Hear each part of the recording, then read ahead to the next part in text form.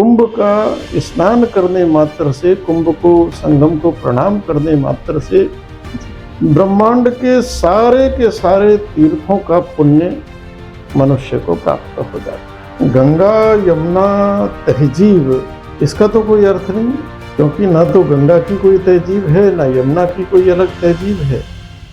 मुसलमानों ने उनको मना किया जा रहा है, इसके दोषी वो खुद है, हम नहीं। ये जो थूकने का और का है, उन पर विश्वास नहीं किया जा सकता जी। और उन्होंने अपने विश्वास को खुद खोया है। भारतीय ज्योतिषी के अनुसार जब सूर्य एवं चंद्र मकर राशि पे होते हैं तथा बृहस्पति यानी गुरु वृषभ राशि पर होता है और अमावस्या के दिन जो योग बनता है उसे कुंभ योग कहा जाता है। इस कुंभ योग में स्नान करने से 1000 अश्वमेघ यज्ञ, 100 वाजपेयी यज्ञ और पृथ्वी की 1,00,000 पदछिड़ा करने बराबर पुण्य प्राप्त होता है। भारत के प्रमुख तीर्थ स्थलों में विराजमान तीर्थराज प्रयागराज एक अद्वितीय महत्व है, जहां हर 12 साल में आयोजित होता है एक भव्य महाकुंभ। प्रयागराज के त्रिवेणी संगम पर जनसैलाब उमड़ता है। करोड़ों श्रद्धालुओं का, साधुओं, योगियों, अघोरियों, नागाओं, तमाम संतों के अखाड़े होते हैं एक आकर्षण केंद्र। 14 जनवरी 2025 को तीर्थराज प्रयागराज में इसी भव्य महाकुंभ का आयोजन होने जा रहा है। आज के इस पॉडकास्ट में हमारे खास मेहमान हैं जूना अखाड़ा के वरिष्ठ महामंडलेश्वर स्वामी यतीन्द्रानंद गिरी महाराज जी। आज के इस सेशन में हम जानेंगे महाराज जी से कुछ कुंभ के बारे में, इंटरेस्टिंग तथ्यों के बारे में, कुंभ की प्रासंगिकता के बारे में और कुंभ के इतिहास के बारे में। मैं आज आपसे चर्चा करूंगी और आपसे जानना भी चाहूंगी महाकुंभ की प्रासंगिकता के बारे में। मैं आपका पॉडकास्ट में स्वागत करती हूँ। महाराज जी, महाकुंभ के बारे में बताइए और इसका ऐतिहासिक महत्व क्या है। महाकुंभ का आयोजन 12 साल के अंतराल पर ही क्यों होता है और इसका आयोजन कहाँ कहाँ होता है भारतवर्ष में? जो कुंभ है, तो कुंभ एक तो भारतीय सनातन संस्कृति का गौरव है और कुंभ कोई 1000-2000 वर्ष का नहीं।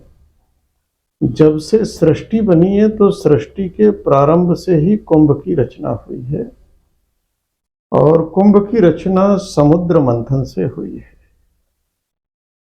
सृष्टि का जब निर्माण होने लगा तो सृष्टि का संविधान क्या होगा, सृष्टि में क्या क्या चाहिए, तो इन सारी चीजों का जो विचार है वही समुद्र मंथन है।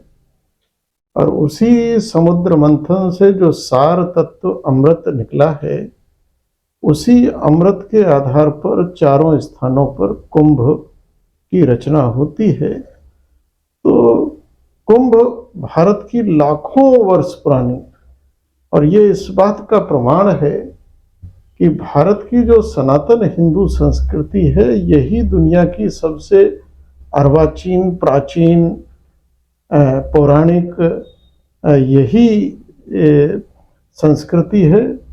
और जिस प्रकार से कुंभ होता है उससे ये भी प्रमाणित होता है कि भारत की संस्कृति कितनी गहरी, कितनी आध्यात्मिक और कितनी समृद्ध थी। तो कुंभ सृष्टि के आरंभ से ही इसकी रचना है। तो कुंभ का इतिहास बहुत पौराणिक है। कुंभ में जो ग्रह नक्षत्रों का योग है उसमें सूर्य है, चंद्रमा है और देवगुरु बृहस्पति, क्योंकि सारा का सारा मंथन वो देवगुरु बृहस्पति के अनुसार ही हुआ है। तो कुंभ का जो ये आयोजन होता है, तो ये जो देवगुरु बृहस्पति ग्रह है इसकी दशा विशेष से होता है। चारों स्थानों पर अलग अलग राशियों में जब बृहस्पति आते हैं तो कुंभ होता है। अभी जैसे प्रयाग है तो प्रयाग में जब बृहस्पति की दशा वृषभ राशि में होगी तो कुंभ होगा। और बृहस्पति की जो चाल है, गति है, 12 राशियां हैं तो बृहस्पति एक राशि में एक वर्ष रहता है, इस प्रकार से फिर से उस राशि में आने के लिए उसको 12 वर्ष लग जाते हैं।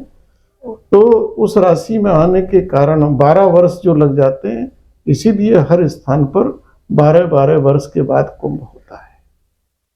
अच्छा महाराज जी, प्रयागराज में जो महाकुंभ है, इसमें गंगा जमुनी तहजीब कहाँ तक दिखाई पड़ती है? कहते हैं प्रयागराज जो है गंगा जमुनी तहजीब और महाकुंभ गंगा जमुनी तहजीब की झलक होता है, तो इसके बारे में आपसे विचार जानना चाहेंगे।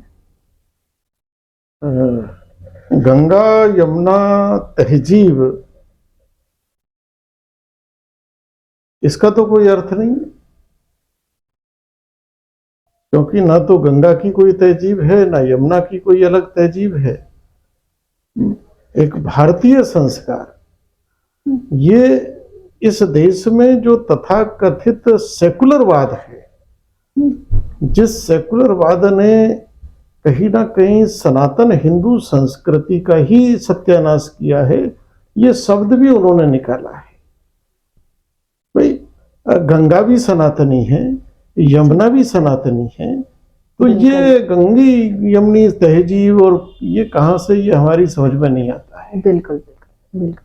महाकुंभ में शाही स्नान का एक विशेष महत्व है, और स्नान क्या होता है? शाही स्नान। इसमें प्रयागराज में होने वाली महाकुंभ में कितनी, मतलब शाही स्नान का महत्व क्यों दिया गया है? जो कुंभ का अमृत काल होता है,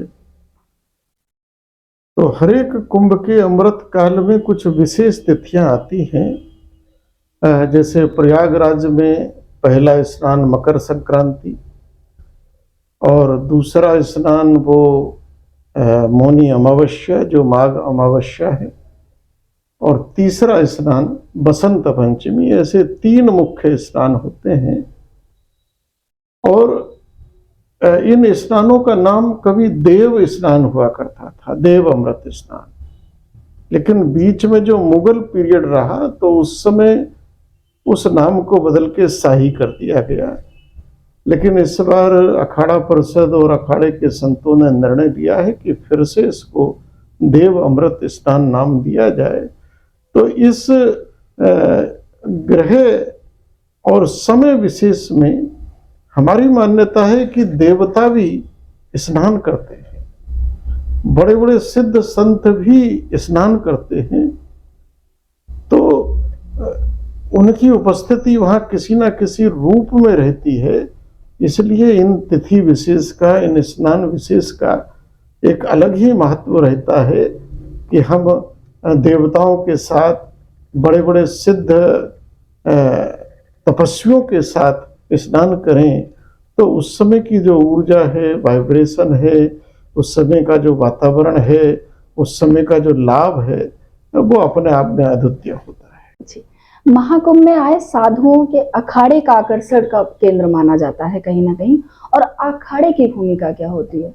जैसे आप जूना अखाड़ा से संबंधित हैं, तो कुछ बताइए जूना अखाड़ा के बारे में। अखाड़े बेसिकली ये एक धार्मिक सेना के रूप में विकसित हुए, और जिस समय हमारे देश के आदि शंकराचार्य महाप्रभु जैसे महापुरुषों को ये अनुभव हुआ कि आने वाला समय थोड़ा संघर्ष का है, और धर्म का समूल नष्ट करने के लिए जो आसुरी शक्तियां हैं, वो धर्म पर प्रहार करेंगी। तो तब ये अखाड़ों की रचना हुई, और हम सभी जानते हैं कि इस देश के अंदर बड़े बड़े मंदिर तोड़े गए। अयोध्या में राम जी का मंदिर तोड़ा गया, काशी विश्वनाथ में शंकर जी का, मथुरा में कृष्ण, ये मेन मंदिर तोड़े गए, बड़े बड़े सब नष्ट किए गए। सोमनाथ का मंदिर तोड़ा गया, तो हजारों की संख्या में। तो उस समय ये एक धार्मिक सेना, संतों की सेना, साधुओं की सेना के रूप में विकसित हुए। और हमारी सनातन परंपरा है, हमने शस्त्र और शास्त्र दोनों की उपासना की है। जी जी। हमने जितने देवी देवताओं को भाव रूप से एक आकार दिया है, तो सभी के हाथ में शस्त्र भी है और शास्त्र भी है। जी। शास्त्र से धर्म की, संस्कारों की, सद्भाव की रचना होती है, और शस्त्र से समाज और राष्ट्र की रक्षा होती। जी तो उस समय ये धार्मिक सेना का एक स्वरूप था, जहां शस्त्र और शास्त्र दोनों को, जी क्योंकि सठे साठ्यम समाचरित, एक कहावत है कि लातों के भूत बातों से नहीं मानते। जी जी अगर बातों से मानते तो रावण मान जाता, राम जी को युद्ध क्यों करना था। जी जी बातों से ही मानना था तो धृतराष्ट्र, दुर्योधन, भगवान खुद बना रहे, नहीं माने जी तो फिर युद्ध हुआ। जी तो ये अखाड़ों की रचना हुई और अखाड़ों ने उस समय बड़े युद्ध लड़के धर्म स्थलों की जितनी रक्षा कर सकते थे की है। उसी कारण आज धर्म बचा हुआ है। और कुंभ के समय जिस प्रकार से कोई भी देश वर्ष में एक बार अपनी शक्ति का प्रदर्शन करता है, जी भारत भी 26 जनवरी को कर्तव्य पथ पर करता है, जी अपनी मिसाइलें, अपनी तोप, अपनी ताकत। तो उसी प्रकार से कुंभ में ये देव स्नान के साथ साथ एक शक्ति प्रदर्शन भी, कि जिससे जो दुष्ट है, जी जो आताताई है, अत्याचारी है, वो देख ले जी कि उसको उत्तर देने के लिए हम तैयार हैं, जी तो वो उपद्रव ना करे। तो ये एक आकर्षण का केंद्र रहता था कि हमारे नागा, क्योंकि जो विश्व में जो 10 टॉप सबसे अच्छे लड़ाके माने गए हैं, जी उसमें रोम के भी आते हैं और कई देशों के आते हैं, उसमें से एक नागा भी है जी जो विश्व के सर्वश्रेष्ठ योद्धा लड़ाकों में माने गए हैं। तो ये कुंभ का एक आकर्षण उनका था। प्रयागराज के कुंभ से जुड़ी कुछ रोचक ऐसी कहानी जो आप बताना चाहते हैं समाज को, जिससे समाज जाने कि हमारे कुंभ की क्या खासियत है। देखिए, जो प्रयागराज का जो संगम क्षेत्र है, जी ये बहुत ही स्पिरिचुअल है, जी डीप स्पिरिचुअल है, क्योंकि इस भूमंडल पर कुछ स्थान हैं जहां पर ब्रह्मांड की ऊर्जा का केंद्र माना जाता जी है, जिसको अंग्रेजी में कॉस्मिक एनर्जी और जी भिन्न भिन्न नामों से कहते हैं, डिवाइन एनर्जी। यस जी तो ये प्रयाग का ये एक, क्योंकि इस देश की 2 प्रमुख नदियां वहां आपस में एक दूसरे को मिलती हैं जी और ज्ञान रूपी सरस्वती सूक्ष्म रूप से वहां प्रविष्ट होती है। जी और प्रयाग को ब्रह्मांड के समस्त तीर्थों का राजा कहा गया, जी प्रयागराज इसलिए उसको प्रयागराज कहते हैं। जी और ये किदवंती है कि जो तीर्थ हैं जी वो समस्त संसार के पापों को धोते रहते हैं। तो ये ब्रह्मांड की रचना में रखा गया कि जब माघ का महीना होगा, जी सूर्य मकर राशि में होंगे, तो उस समय ब्रह्मांड के सारे तीर्थ प्रयाग आ जाते हैं जी और वो जो समाज के पापों को धोया है उन सबको वो वहां धो जाते हैं। तो जो तीर्थों के भी पापों को धो देता हो, तो माघ के महीने में ही कुंभ आता है जी प्रयाग का। और विशेषता ये है जी कि उस समय सारे के सारे ब्रह्मांड के तीर्थ वहां रहते हैं। जी तो प्रयाग का कुंभ का स्नान करने मात्र से, कुंभ को संगम को प्रणाम करने मात्र से जी ब्रह्मांड के सारे तीर्थों का पुण्य मनुष्य को प्राप्त हो जाता है। ये प्रयाग की महिमा है। महाराज जी, एक बात जानना चाहूंगी कि प्रयागराज में जैसे एक आपने सारे मुझे दार्शनिक पक्ष बताए, एक व्यवसायिक पक्ष और एक अगर देखा जाए तो अर्थव्यवस्था में वहाँ सुधार होता है, इसको कैसे देखते हैं आप कि प्रयागराज का इतना बड़ा कुंभ आयोजन से वहाँ के लोगों को व्यवसाय स्तर पर और अर्थव्यवस्था स्तर पर लाभ होता है। जहां अभी सरकार कह रही है कि लगभग 40 करोड़ तक आदमी वहां आएगा। जी अब 40 करोड़ आदमी आएगा तो रहेगा भी, खाएगा भी, जी और लाखों करोड़ रुपए का व्यवसाय। जी अगर एक आदमी 1,500 रुपये भी खर्च करता है, जी तो मैं तो बहुत ज़्यादा, चूंकि हम लोग बाबा लोग हैं, हम तो आर्थिक शास्त्र के जानकार नहीं हैं, जी लेकिन 1,000 रुपये भी एक आदमी पर औसतन खर्च होता है। उसी से आप अंदाज लगाइए कि 35-40 करोड़ आदमी वहाँ कितना बड़ा व्यवसाय करेंगे, जी कितनी बड़ी एक चैन चलेगी। जी और हर व्यक्ति वहाँ एक झोपड़ी बना रहा है फूस फूस की, जी लाखों लोग वहाँ लेबर कर रहे हैं, जी कितने बिजली के, कितने पानी के, कितने क्या क्या क्या क्या क्या क्या वहाँ इतना बड़ा व्यवस्थाएं तंत्र, हो रही मतलब कई देशों की अर्थव्यवस्था चल जाए, इतना वहाँ केवल 1 महीने में हो जाएगा। जी जी जी बिल्कुल। अच्छा सर, अब एक छोटा सा एक सवाल है कि जैसे हमारे मुस्लिम भाइयों को वहां पर दुकानों के लिए मना किया गया, तो उसका क्या एस्पेक्ट, क्या कारण रहा, आप के शब्दों में जानना चाहूंगी। मुसलमानों ने उनको मना किया जा रहा है, इसके दोषी वो खुद है, हम नहीं। जी पिछले दिनों बराबर अभी तक वीडियो आ रहे हैं, जी कहीं थूक रहे हैं तो कहीं रहे हैं। जी ये जो थूक और का जिहाद है, जी प्रयाग एक पवित्र जगह है, जी तो वहाँ हर चीज की शुचिता पवित्रता रहनी चाहिए। जी तो क्या ये थूकने और का उनसे हम करवाएंगे क्या? जी उन्होंने अपनी अपनी प्रतिष्ठा, अपना विश्वास खुद खोया है। और प्रयाग एक सनातनी वो है, तो वहाँ गैर सनातनी का मतलब क्या है? जब मक्का मदीना में गैर मुस्लिम अलाउ नहीं जा है। सकता, और जी उस पर हमें कोई आपत्ति नहीं है, वो उनका तीर्थ है, जी जी हमने जी कोई आपत्ति नहीं करते, बिल्कुल बिल्कुल। तो वो क्यों हमारे यहाँ घुसने की कोशिश कर रहे हैं? जी तो व्यवसाय के माध्यम से ये जो थूकने का और का है, जी उन पर विश्वास नहीं किया जा सकता, जी और उन्होंने अपने विश्वास को खुद खोया है, इसके दोषी वो खुद है। जी। महाराज जी, महाकुंभ में आने वाले पर्यटकों को आप कोई संदेश देना चाहेंगे। सबसे बड़ा संदेश तो ये कि महाकुंभ में कोई भी पर्यटक ना आए, जो जी। आए वो तीर्थ यात्री आए, अरे वाह, बहुत बढ़िया बात है। बिल्कुल। तीर्थ की भावना से आए। पर्यटन करना है तो नैनीताल जाए, कुल्लू मनाली जाए, दुनिया के और देश हैं वहां जाए। प्रयाग में जो आता है वो तीर्थ की भावना से आए, जी संगम के महत्व को समझ कर आए, और तीर्थ की भावना से आएगा तो उसका चित्त भी, मन भी, विचार भी सब शुद्ध होंगे। जी उस भावना से वो वहां आए तो उसे प्रयाग का लाभ भी मिलेगा। जी पर्यटन की भावना से आएगा, उसे कोई लाभ मिलने वाला नहीं है, बल्कि वो वहां के परमाणु और गड़बड़ कर जाएगा। जी।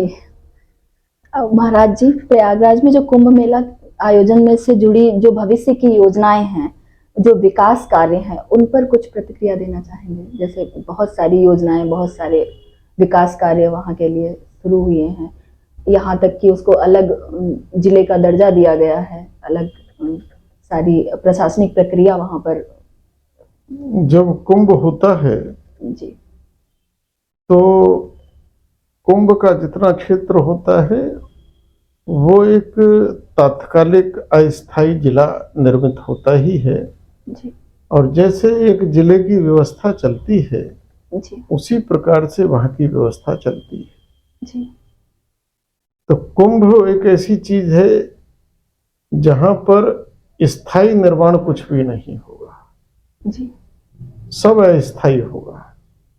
जी और अगर स्थायी कर भी दिया जी तो वहां गंगा जी उसको स्थायी रहने नहीं देंगी, जी क्योंकि वो नदियों की भूमि है, जी और नदियों की भूमि पर हम किसी भी प्रकार का अतिक्रमण करते हैं तो यह हमारा अपराध है। जी उन भूमियों को स्थायी विकास के नाम पर इमारतों से मुक्त रखा जाए, जी और यही दुनिया के अंदर भारत का वैशिष्ट्य है कि दुनिया की लगभग आधे से अधिक दुनिया की कुल मिला के आबादी, जी उसका एक शहर तात्कालिक रूप से, अस्थायी रूप से बनता है, जी और सारा मैनेजमेंट होता है। जी 1-1.5 महीने चलता है। जी तो ये दुनिया के लिए एक आश्चर्य है कि ये कैसे बनता है, कैसे चलता है, क्योंकि एक छोटी सी आबादी को भी चलाने के लिए कहीं 1,00,000-2,00,000 आदमी भी आ जाए तो वहाँ की व्यवस्था, वहाँ का ट्रैफिक, जी। वहाँ का सब कुछ बिगड़ जाता है। लेकिन करोड़ों आदमी जहाँ हो 40 करोड़। और वो एक टेम्परेरी शहर बन रहा है जी और चल भी रहा है और अद्भुत अच्छा बात। चल रहा है, जी तो ये एक भारत का वैशिष्ट है। इसको टेम्परेरी अस्थायी ही रहने दिया जाए। जी। तो महाराज जी, आपसे बहुत कुछ जानने का मौका मिला। आकार आईएएस पल्लवी सिंह, आपको बहुत बहुत धन्यवाद करती बहुत है। बहुत साधुवाद, सभी को हमारा आशीर्वाद, बहुत बहुत शुभकामनाएं।